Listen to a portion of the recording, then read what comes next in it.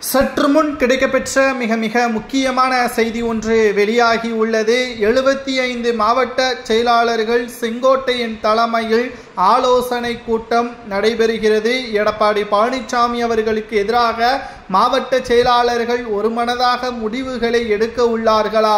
அவசர மாவட்ட செயலாளர்கள் கூட்டத்தை தொடர்ந்து பொதுக்குழு கூட்டம் தேதியை அவைத்தலைவர் தமிழ்மகன் உசைன் அவர்கள் வெளியிட வேண்டும். இதனால் அதிமுகவில் இருந்து நீக்கப்பட்ட OPS, வைத்திலிங்கம், மனோஜ் பாண்டியன், சசிகலா, டிடிவி தினகரன் கூட அதிமுகவில் மீண்டும் இணைக்கப்படலாம். பொதுக்குழுவின் முடிவில்தான் தெரியவரும் என்ற தகவலும் கிடைக்கப்பெற்றுள்ளது.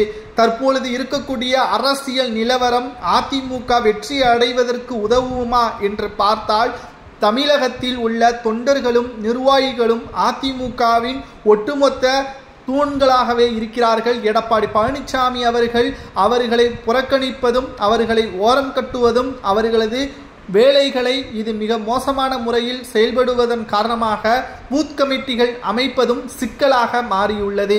இதனால் தான் செங்கோட்டையன் அவர்கள் இனியும் எடப்பாடியை நம்பினால் எந்த ஒரு பயனும் இல்லை. இதனால் தமிழக அரசியல் முற்றிலும் அதிமுக தொடர் தோல்வியை பதிவு செய்யும். இதிலிருந்து பாதுகாத்து கொள்வதற்கும் அதிமுகவை வெற்றியடைவதற்கு வழிவகுப்பதற்கும் அதிமுக ஒருங்கிணைய வேண்டும் என்று செங்கோட்டையன் அவர்கள் மக்கள் மத்தியில் பேசியிருந்தார். இதனால் கட்சியின் தலைமை அவரது பதவியை பறித்தது. இதனை எதிர்த்து செங்கோட்டையனுக்கு ஆதரவாக பலரும் குரல் கொடுத்தனர். ஆனால் தற்பொழுது வரை செங்கோட்டையனின் பதவி மீண்டும் அவருக்கு வழங்கப்படவில்லை.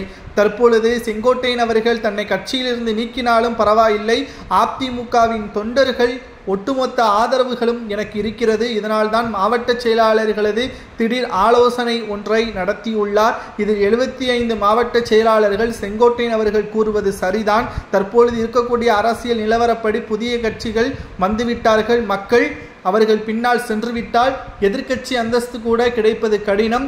எடப்பாடி பழனிசாமியின் தலைமை 8 தேர்தல்களில் தோல்வியடைந்து விட்டது.